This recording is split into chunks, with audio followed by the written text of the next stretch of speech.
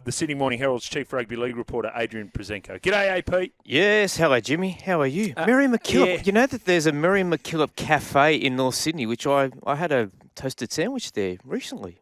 I did not know that, but Just maybe you can thought I'd share that with yourself. St Mary. No, Yes. that'd be fantastic. Are we being a little bit revisionist in our appreciation or lack thereof of Ben Hunt's contribution to the Dragons over the course of the last 7 years?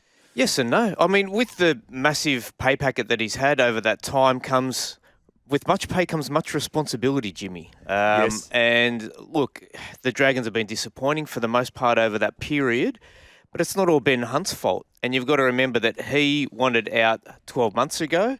Yep. The club saw it fit not to give him a release at that time. And, again, revisionist history, probably in hindsight, it would have been better for all parties had he left. I know that the Gold Coast Titans were absolutely red hot for him at the time.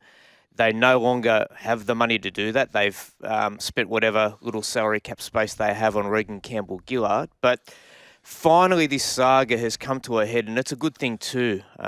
What is interesting is that the Dragons haven't chipped in as part of a severance. So it's a straight, whatever. We'll leave that contract on the table, we'll tear it up.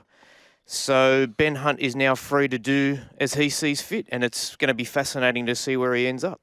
So he was given permission to negotiate 2 weeks before the November 1 deadline. Feels like no team could come to an agreement, and whether that was because of Ben or the Dragons or the third party, he's now out of the club with no compensation. It feels like the Dragons have someone else that they are ready to replace Ben with. It's just a matter of Ben finding a home. Do I read that correctly? Yeah, I'm not sure if the Dragons have got someone else in mind. That giving permission, a week and a half ago was a bit of a nonsense because that was permission for 2026, and I think both parties knew that he wasn't going to be there. And it was the last thing that Ben Hunt wanted because he's currently in the Kangaroo squad trying to break into the 17. He was 18th man again last time.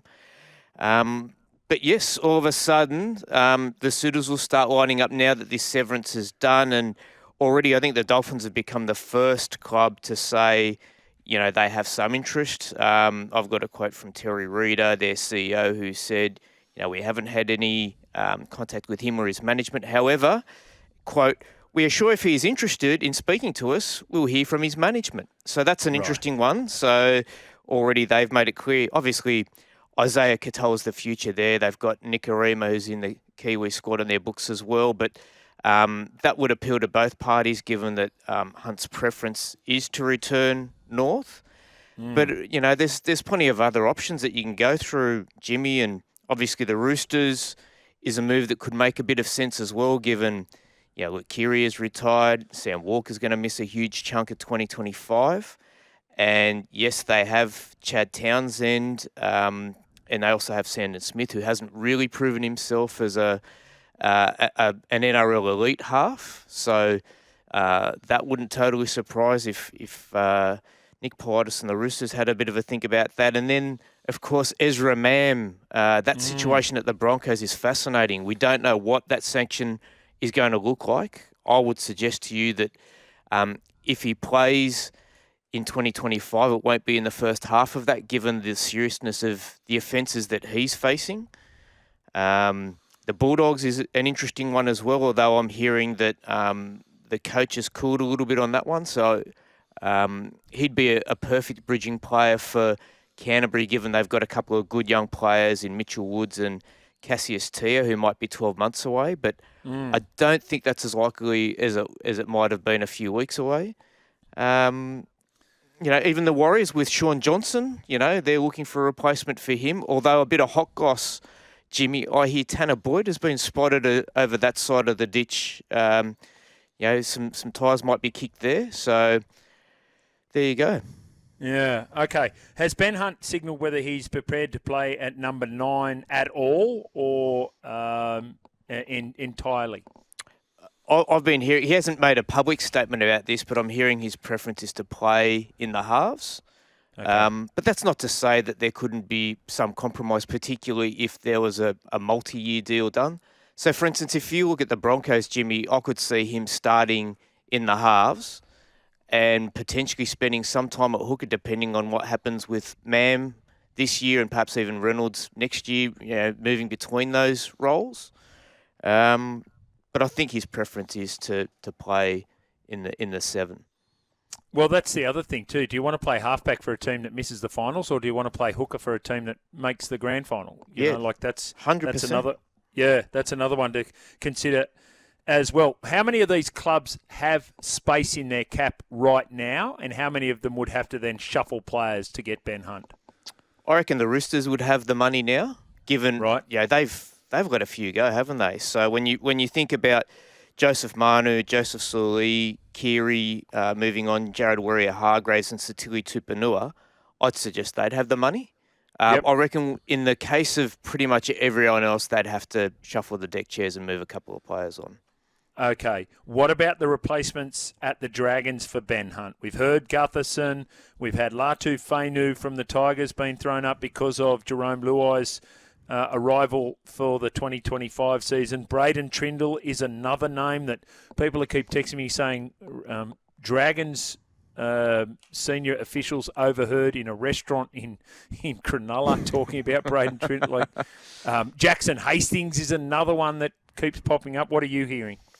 Well, the Sharks one is really interesting for me because I can't see how they can keep Daniel Atkinson and Braden Trindle, who are both about to hit the open market on November 1, long term. So I suspect that if whichever one that the Sharks get, I think that the other one would be looking at their options, and obviously the Dragons could be one of those. You talk about the West Tigers, and they've got an abundance of halves now. Adam Dwayhe, who hasn't played a lot of football, and is contracted, but with the arrival of Jerome Luai and the emergence of Lachlan Galvin, there's probably not a half spot for him there. And I understand the Dragons have been looking at that with this day in mind. Sean O'Sullivan's another interesting one, particularly if the Dolphins were to snare Ben Hunt. So while he's contracted for next year, he's got the same manager as the coach at the Dragons. So I reckon that's not beyond the realms of possibility. So there's options. There's a few different ones.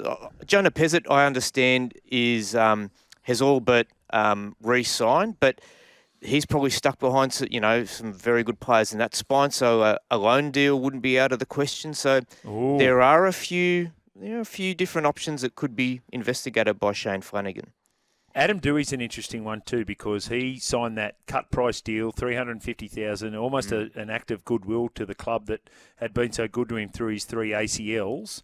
And then if he's not playing, I think he can play in the halves. I think he can play centre as well. So he's a watch. Junior Amone, we keep getting a lot about a Junior Amone. Yep. What's the latest with Junior Amone coming back to the NRL? Yep. So Junior Amone is deregistered, and the NRL wouldn't consider him being re-registered until 2026. So he's out for next year. There's no ifs, buts, or maybes about that. That's a long wait for Junior Amone for any club. Hey, Adrian, I'm just going to ask you an opinion on this. We've got special guest Clint Newton in the studio tomorrow. So if anyone does have a question for Clint, let us know and we'll put them to him. And one of the things is around this November 1 and signing 18 months in advance. The system itself, where we could have the situation where we're going to have a player sign in early November 2024 for a February or March 2026 start. Yeah. What are your thoughts on it? What's an alternative? Okay. I can understand why Clint Newton likes it and the players like it because that gives them the utmost flexibility and time to do whatever they want to do and explore all of their options. Journalistically, I like it as well because it means that we're, as you said, we're speculating about players and there's about 180 that are about to come onto the open market. Yes.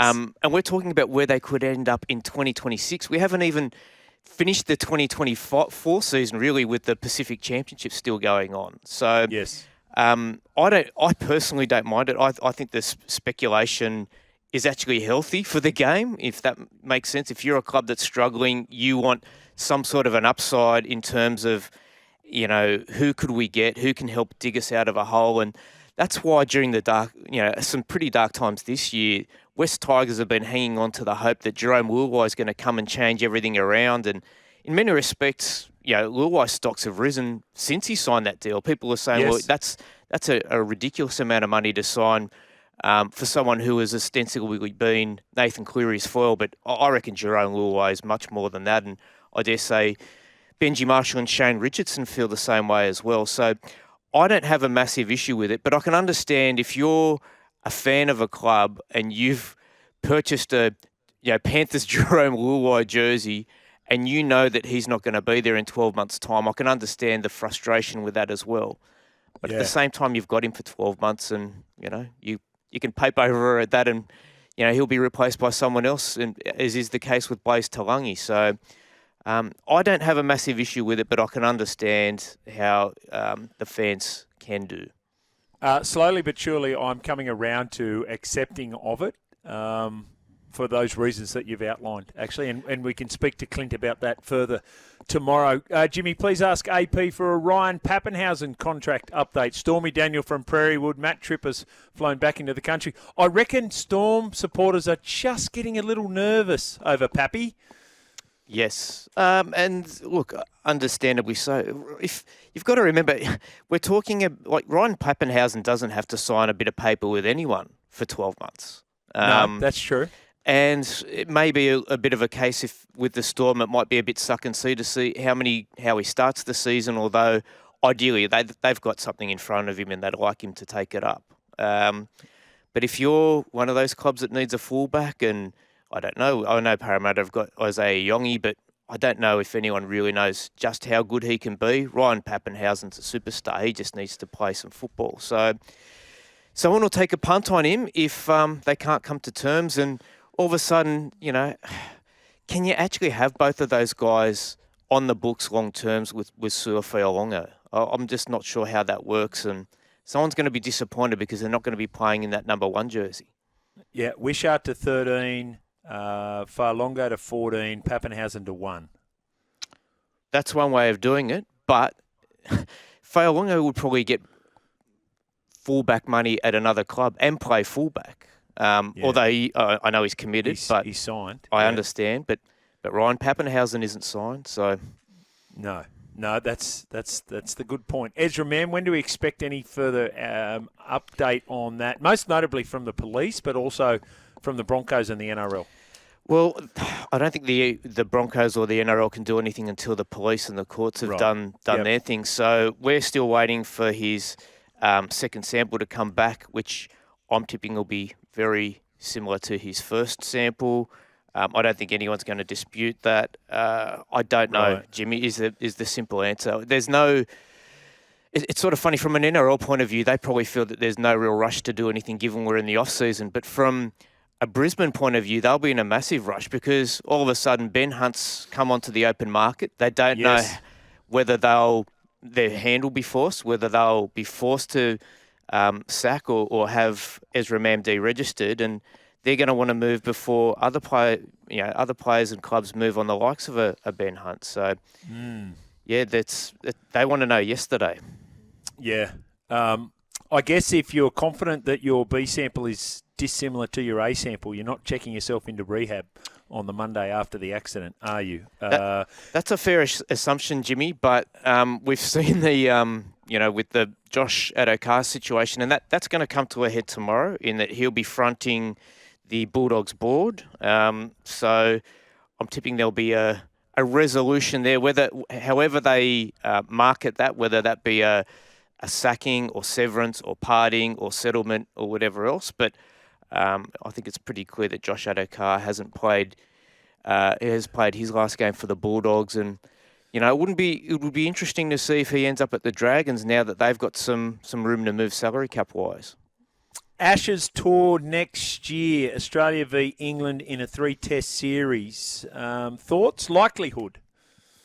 I like international football, but at the same time, I feel the regular season is way too long. To have 27 rounds and a final series, and then the stuff you've got tacked on at the end of each season as well. It's honestly, if it was a racehorse, the RSPCA would be saying you can't treat us like this. Don't be like that. It's Melbourne Cup. It's true. It's Cup Carnival. You can't do it, Jimmy. It's the most brutal contact sport in the world, No and doubt. to ask players to be playing up to 35 games a year, I reckon that's, it's too much. But having Okay. said all of that, if we can condense the regular season, and perhaps we start to do that with the addition of another team, and we have a bit more thought about the structure of how we fit in all the other bits and pieces, like the pre-season tournament, the All-Stars, all of that sort of stuff. Of course, but, I'm all for more international football. Okay. And what about the National Panasonic Cup? Will that be coming back as well? On Wednesday nights? Yes, that's Yeah, right. that's good. That would be outstanding. Well, I want Monday night football back, Wednesday night football back, and we won't have to talk to our wives or families at all. It would be outstanding. What about the semi-final playoffs where if there was a three-way tie for fifth and so you played, the two bottom of those played on the Tuesday. They played the best placed on the Thursday and then went into the game on the Saturday on the team that actually finished fourth. Is this your wild card round, Jimmy? Maybe we could revisit that. But anyway, I take your point. Adrian, perfect timing, absolutely outstanding. Not on a Thursday but on a Wednesday today. We do appreciate it. And we'll look forward to chatting next week, mate. Cheers, Jimmy. Thanks.